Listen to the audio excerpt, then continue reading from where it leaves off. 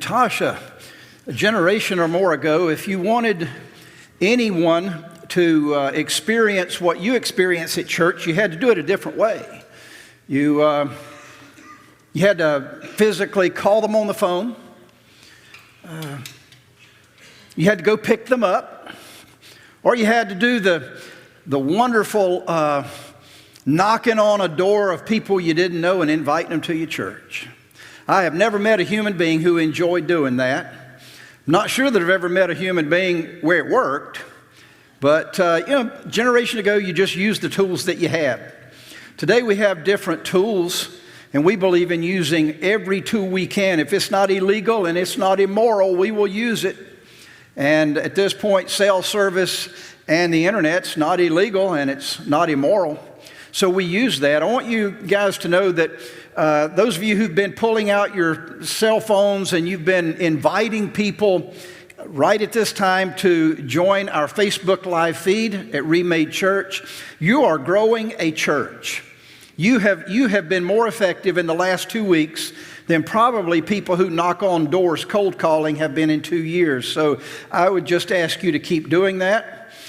For those of you who are online at this time and you're watching, if you're from different parts of the world, we realize you can't come, but if you're within driving distance, I want you to know there's a whole lot of good stuff that happens before you see me. So if you're able to join us at any time live, we would certainly appreciate that. But I just want to thank all of you who are inviting people to our live feed. You are growing a brand new church. It's just online. So thank you for that. Today I want to talk to you about taking small steps, and we've been talking about that for a couple months, but today is a bit different. I want to talk to you about taking small steps on purpose. Now what I mean by that is the things you think, the things you say, the things you do, you mean to do it. It doesn't just happen. You're not just floating around and say something or think something or do something. What you're doing, you do it on purpose. You're going in a direction that has been decided by one of three places. You've either made the decision you're going to go in the direction you're going, someone else has made the decision for you, or you've been influenced by God. Could be a combination of all three. But hopefully, some of you are starting to make the decision as you're listening to this series that you want God's influence first in your life. You know, you'll be glad to listen to other people. You'll kind of listen to that inner voice inside of you. But you really want God's influence to be first. And if you haven't done that, if you're not at that place, it's okay, because I believe that today might be your day to do that. I want to start by giving you 3 short Bible truths. They're small passages, 1 or 2 sentences, just a few words. And if you miss them, don't worry about it. We're going to have them posted on our screen at the end of the service. If you're live streaming and you didn't get them as I give them today, you can email us or text us and we'll send you those as well. But let me give you 3 passages. And you don't have to even take all 3. Maybe one of them will make a difference. Remember last week I said my brother, who is a tremendous pastor, worked on one verse for 6 months of his life before it took root and made a difference. So let me give you 3 short passages that might give you some idea of what God wants for you. The first one is Proverbs chapter 3, verses 5 and 6. The Bible is clear. It says, "Trust in the Lord with all of your heart. Don't lean on your own understanding. In all your ways acknowledge Him, and He will make straight your paths." 29 words. Maybe that's going to be your verse that you'll take with you for today. Maybe you'll work on this verse for the next 6 months or a year or the rest of your life, and it'll start to make a difference, because what you may be seeing right here today is that, yep, I've been doing it my way. I've been leaning on my own understanding, thought I was a little bit smarter than I really am, but it's like Roger Worley teaches us sometimes. Remember the day that he looked in the mirror early on in his business life, and he said, "Roger, if you're so smart, why are you in the bad shape you are in?" You know, some of you may be coming to that conclusion. I'm not as smart as I thought I was. That's a good place, not a bad place. because God is smarter. The second one is 22 words. It's Psalm chapter 32, verse 8. God says, I will instruct you, I will teach you in the way you should go. I will counsel you with my eye upon you. Yeah, God's not going to give anybody a direction and forget about him. He's not going to say, this is where I want you to be for the rest of your life. These are the steps I want you to take. I'll check in with you in a couple of months. No, he's going to walk with you every step of the way.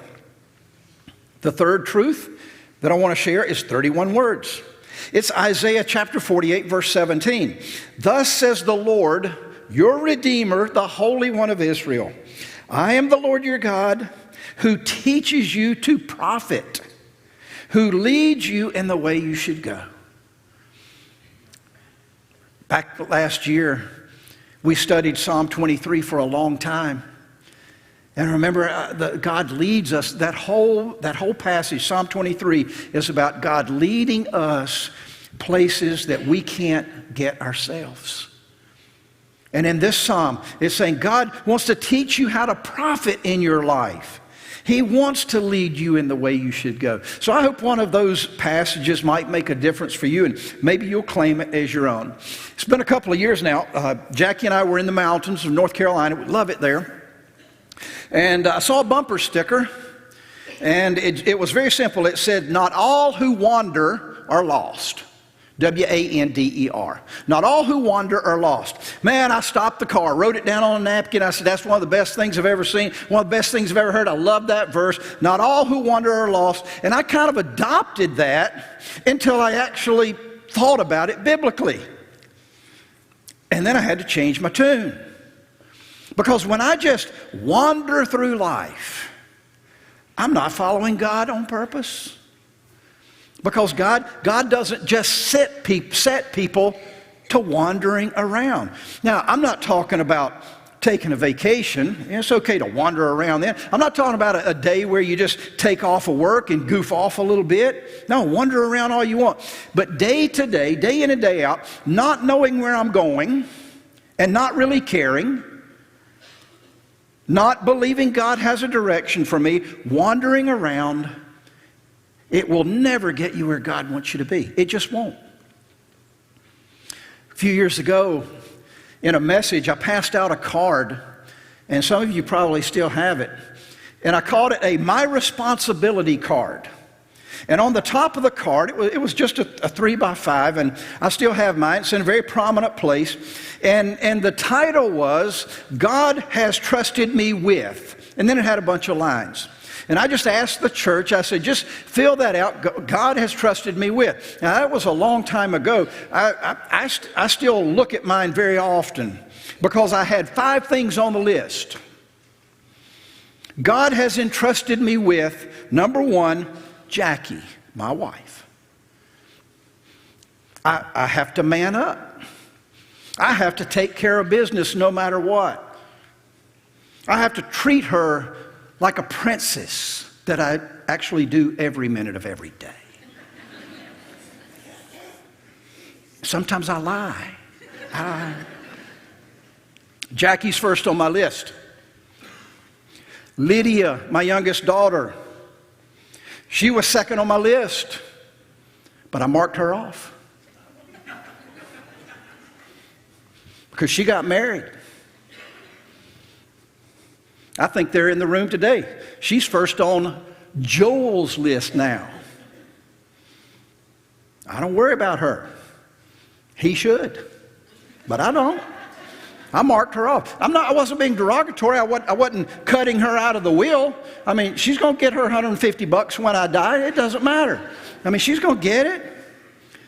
But she belongs to someone else now. So Jackie continues to be on my list. The leadership of Remade Church, it continues to be on my list. Faithful preaching. I didn't say best preaching in the world. I just said preaching that's faithful to the Scriptures. That's on my list. And then the last thing that's on my list is just stuff. That means the house, the cars, the stuff that that God makes me responsible for. Those are the things where God has me stepping. Those things aren't a chore. Those things are a privilege. And God has the same kind of steps for you. Not the same steps, but the same kind of steps. And what he asks us to do is step them on purpose. Don't wander through life. If you'll read the scriptures carefully, about the only time people wandered in the Bible is when God was punishing them. He didn't send them on a vacation. I mean, it was okay if they took one, but wandering around in life, wandering around in the desert for God's people, that was punishment because of their disobedience, giving them a holy time out. For one group, it lasted 40 years. And what he did was he would just say, look, if you want to live in disobedience, just keep wandering around out there in your desert. Now, I don't want to make you feel bad at all. But maybe the reason some of you feel like you're out in a desert of life, maybe you're just living in some disobedience.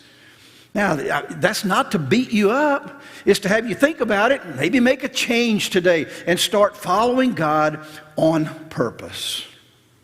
When I was 18 years old, I was a wanderer.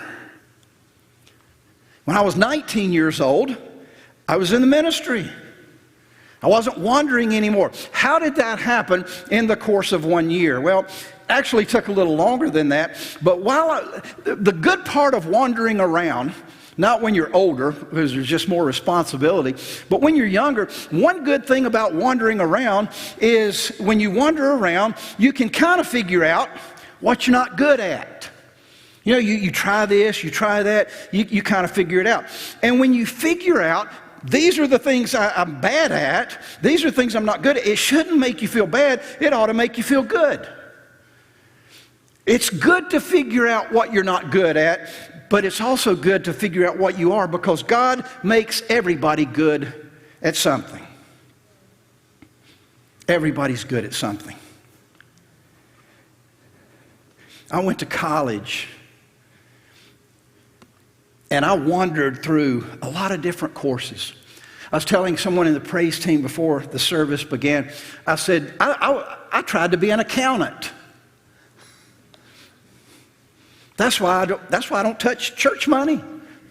Not because I'd steal it. I can't count. But I thought I wanted to be an accountant. And it really surprised me. I went to the first day of class, and when the professor passed it out, I knew it wasn't for me, but I couldn't drop the course because my dad was paying for it, and I figured, what the heck, so I didn't drop the course. I went in the middle of the course, and I took the midterm exam, and then I went and I took the final exam. I went to class 3 times all semester, could not believe he failed me. What's up with that professor? No, I found out what I wasn't good at. And that was a good thing. It was a strong sign from God. Eric, you probably should never be in finance.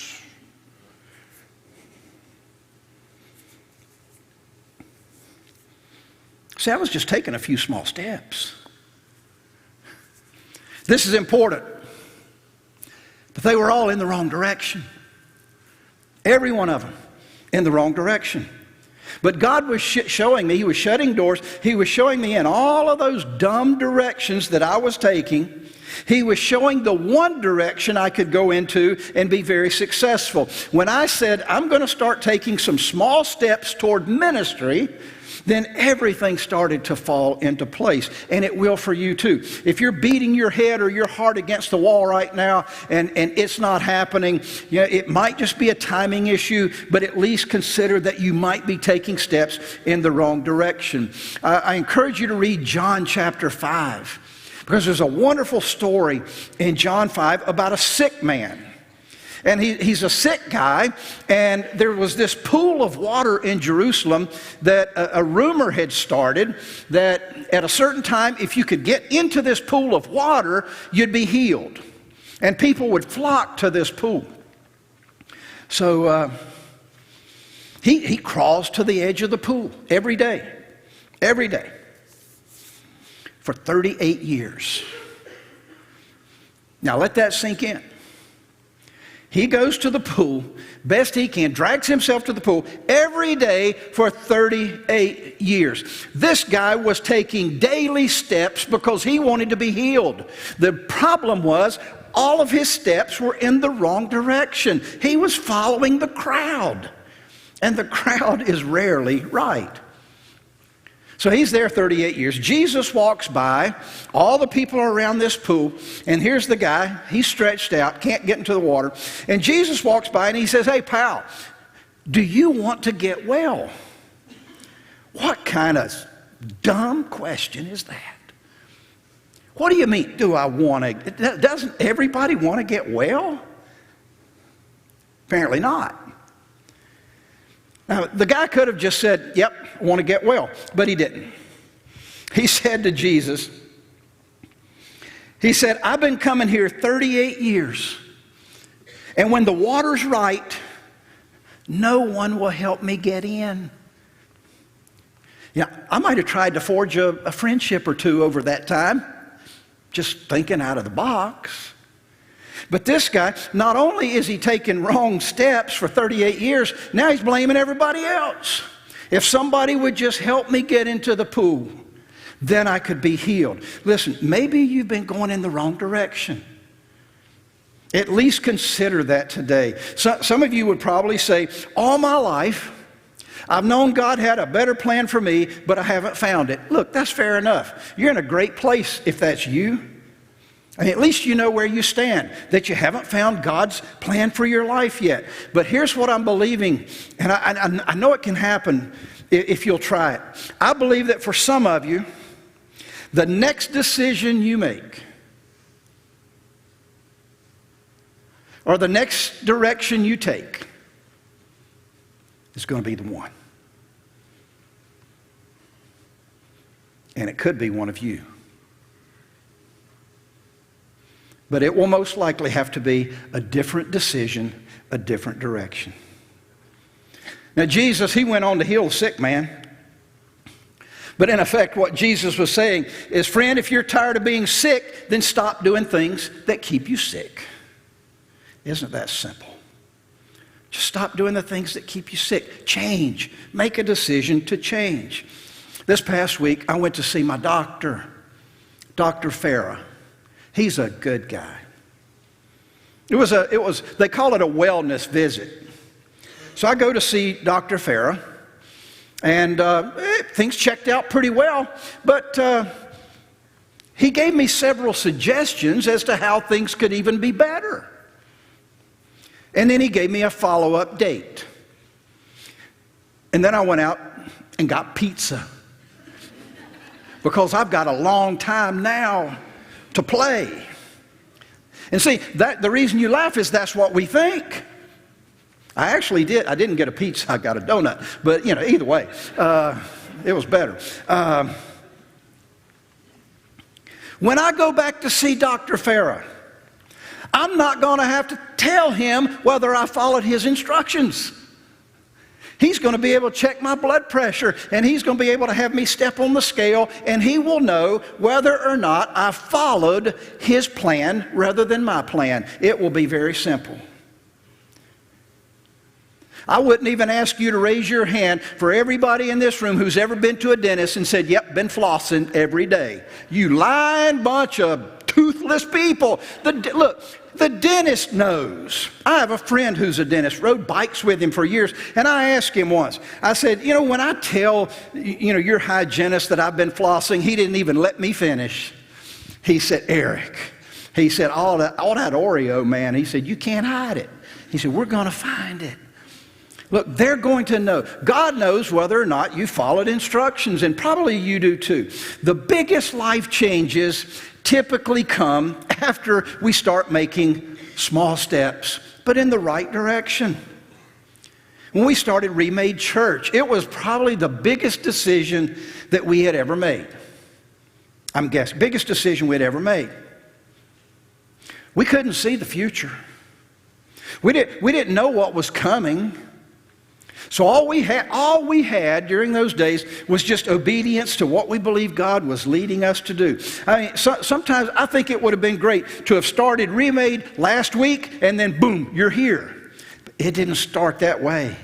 Not at all. It wasn't like that in the early going. God doesn't work like that. God lets us take small steps toward Him, and the closer we get to Him, the better it is. It all started when my family, we said, look, we're just going to take a series of small steps. We believe God's calling us on purpose to start a new church. We don't know. Most of you guys in the room, there are a few who were there in the first going. Most of you weren't. We had no idea you were going to be here. We're glad you're here, truly are. You had no idea you were going to be here. So we just said we're going to be obedient to what we believe God's calling us to do. Now here's the deal. Most of us want to see the whole picture. Yeah, boy, Lord, I'm getting ready to get married. How's that going to turn out? Well, if God showed you everything you'd have to go through, you'd call it off. If God showed us everything that we would go through in the last 22 years, I'd be an accountant. I mean, I'd learn some math. I wouldn't go through this stuff. No, God just says, I want you to start taking some steps. Take some steps of obedience today. And then do it again tomorrow, and do it again the next day. We got off track so many times. So many times we got off track. And listen, so will you. It's okay. So will you. God knows that about us. And God still says, if you'll walk in my direction, I'm still going to make you successful. Just do life my way instead of yours, God's telling us. All we had to do in starting a brand new church in Davidson County was to make the decision, God, we're going to follow you no matter what. We're not going to quit. We're not going to come up with a plan B. We're just going to follow you. And then we started just taking small daily steps. That's all you have to do. You've heard me talk about David in the Bible. He starts about 1 Samuel chapter 17. Great story. I love this part of the story. David, you know, and we talked about this maybe a month ago. David, when he was a little boy, a prophet came to David's father, and he said, one of your sons is going to be the next king. A guy named Saul was king at the time. But Samuel, he said, nope, Saul's going to be put out of the way, and one of your sons is going to be king. And he went through all of his sons. You can read about it in 1 Samuel. And then all of a sudden, they called in David, this little teenage guy, probably an early teenager from the field who'd been watching sheep, and the prophet said, you're going to be the king. You're it. That was a big deal. He was set apart. He could have looked at his brothers and said, yep, I'm the king and you're the servants. But it didn't happen like that. God's plan rarely ever happens one big step. But it happens a series of small steps. David, he just took small steps on purpose over a long period of time. He gets to the house. The prophet Samuel says, you're going to be king. He anointed him king. You know what David did next? Went back out and looked after his daddy's sheep. Man, he could have said, Dad, I'm a king now. Ain't no shepherd. Nope, he just went back out, started looking after the sheep. And here's the curious thing that he did. David had this slingshot. That wasn't a big deal. It was just a toy. And when David didn't have anything to do, he practiced with a slingshot. He thought, you know, if I ever have to clock an animal that's coming after the sheep, maybe I'll hit it. So he's out in the field, and he's just goofing off, playing with his slingshot. Kept practicing with his slingshot. He had no idea that slingshot would make history. No idea. But because he had taken so many shots, just day after day, shooting that little slingshot, when God said, now I'm going to show you the purpose for your slingshot, David. There's a big guy. He's Goliath. He's our enemy. I want you to go out and I want you to defeat him. And all I'm going to give you is a slingshot. And David said, not a problem. I can hit him. So David goes to the king, King Saul, and follow along with me in 1 Samuel 17. I'm going to start in verse 33. This is part of the story. David goes to Saul.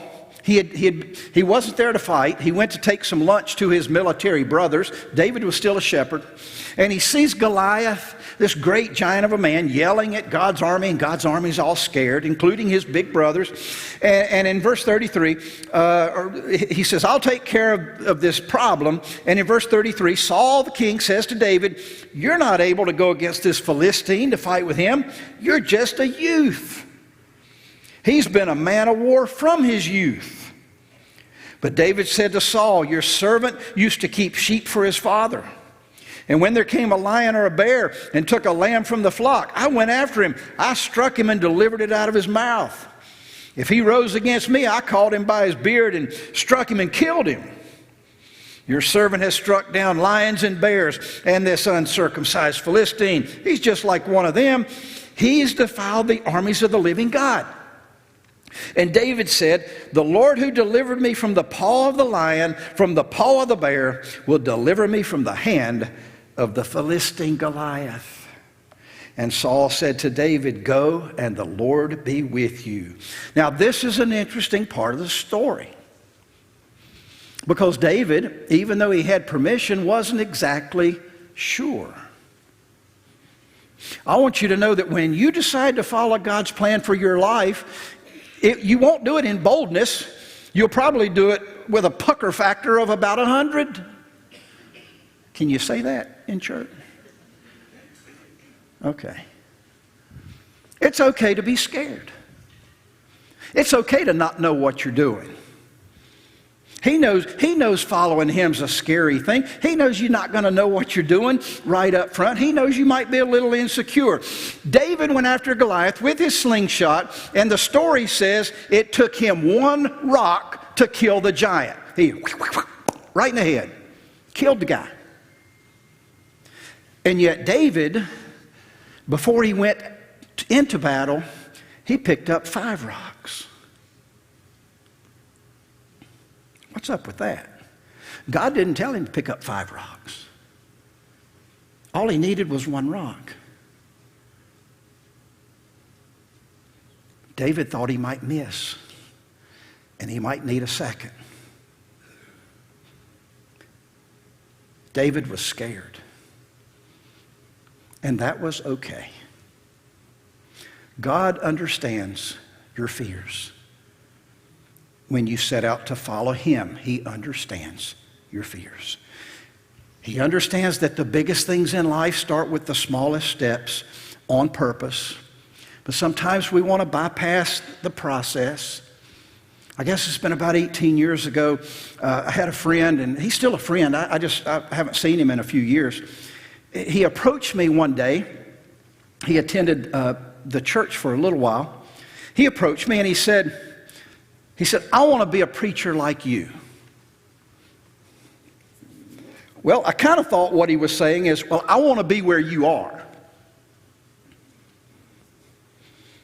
Because he hadn't seen the 25 years that it had taken me to get to this stage.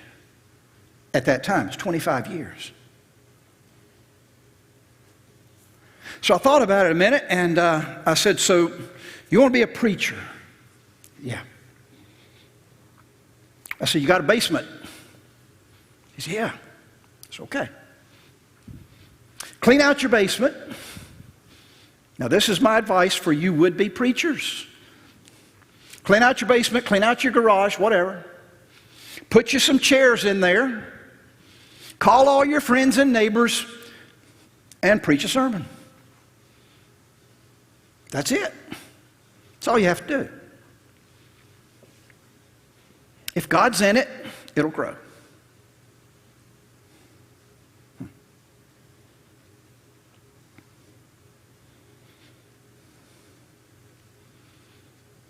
What is it he's asking you to do? If he's in it, in time, it'll work. It'll work. There's probably an addict or two in the room today, or maybe visiting with us online. If we could get to you, we'd put our arms around you and hug you. We wouldn't choke you because we understand addiction. Every now and then an addict is cured just like that. But most of the time, God says go to a meeting. Go to a meeting where there's addicts and they understand you. Just go to one. You can go to one this afternoon or one this evening. And then you get up tomorrow and you do it again. You pick up one white chip. For those of you in the addiction community, you understand the chip. Maybe you've messed up your finances and you just don't even want to open the mailbox because you can't take another bill. Well, just start taking daily steps toward that. Just do away with credit for a while. And say, if I can't live on cash, then I'm not going to live, period. God's not going to let you go. Or some of you facing a sickness today. Take a first step. Call our elders. Every Sunday there are elders right here that are just waiting to anoint and pray for the sick. Just take a step. Call the elders. And then tomorrow morning, call your doctor. It's not a big step, it's just a small step. Life change happens one step at a time, but only when we do it on purpose. I mean, don't wait till you see your doctor on the street and then, say, Doc, how about looking at... No, don't do that. Make an appointment. Call the elders. Call your bank. Call the credit card company and say, I want to work this out, but I need some help. Talk to your boss in the morning and say, I'm struggling with this. I need your help. Talk to your spouse this afternoon. Sit down with your kids and say, I don't know how we're going to get through this, but we're going to do it one step, one day at a time with God. I remember a time, Jackie and I, Eric wasn't very smart with money, and I was so proud I wouldn't let her help. But the harder I tried, the behinder I got. So I called her in, and together we just couldn't quite get it. We had more debt than we knew how to handle. And here's what we thought, and some of you may think this today. We actually thought, man, if we could just get back to zero, all our problems are gone. You might be waiting on winning the lottery just to get back to zero. Let me tell you a secret, you ain't gonna win. The odds of you winning the lottery by buying a ticket are about the same as the odds of you winning the lottery by not buying a ticket. Some of you will get that in the middle of the afternoon. You're going to laugh. No, we thought getting back to zero was our answer. That wasn't the answer. Changing our behavior was the answer. So we went to a couple of very smart financial people in this church, and they taught us how to take one small step at a time, and that's what we started doing. And 18 months later, and you're saying, 18 months? Look, we didn't get stupid in 18 months. It took us a long time. And it took us a while to get out. But this I can tell you, every step we took was not a fun step, but it was fun when we started to feel the freedom of God working in our lives and getting us out of that financial hole. When you want what God wants for you, you're going to feel a freedom like you've never felt before. So your next decision should not be, what do I want? But what does God want for me? Let me end with this story. Joshua chapter 2. There was a lady named Rahab, and she was a wonderful lady. She lived in Jericho, and she was a professional prostitute. Yeah, she was a whore. She sold herself for money. God wanted Joshua to go take Jericho. Take it for God's people. So he sent 2 spies to scout it out. The military found out that the spies were there. So they started looking for them. Rahab was sympathetic toward them. So she invited God's 2 spies into her home, into her brothel. And the military shows up, they knock on the door, and they said, bring the 2 spies out. And she lied. She said, well, they were here, but they're gone. They weren't gone. She hid God's spies. Later that night, she helped them escape. And that's all she did. In all the Bible, that's all she did.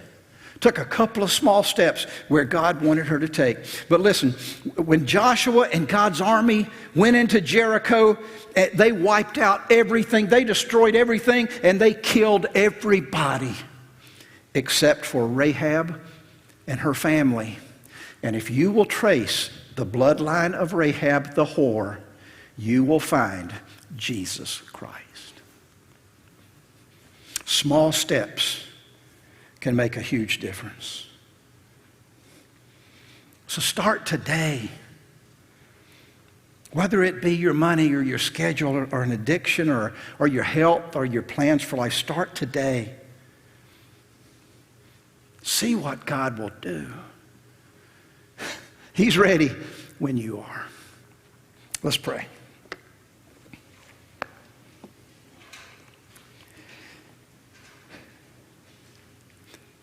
God, you've been ready before you created this universe to help us because you knew we'd be here. You knew the shape we'd be in.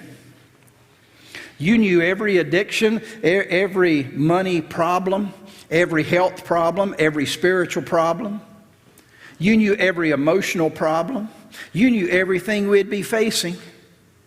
And yet you still sent your Son to die for us. You knew when we would wander around and just not take the steps you were asking us to take, and you loved us anyway. But God, one of the greatest things you ever did was to give us another chance. So no matter how many times we've blown it, today is an incredible day to start over. Small steps on purpose.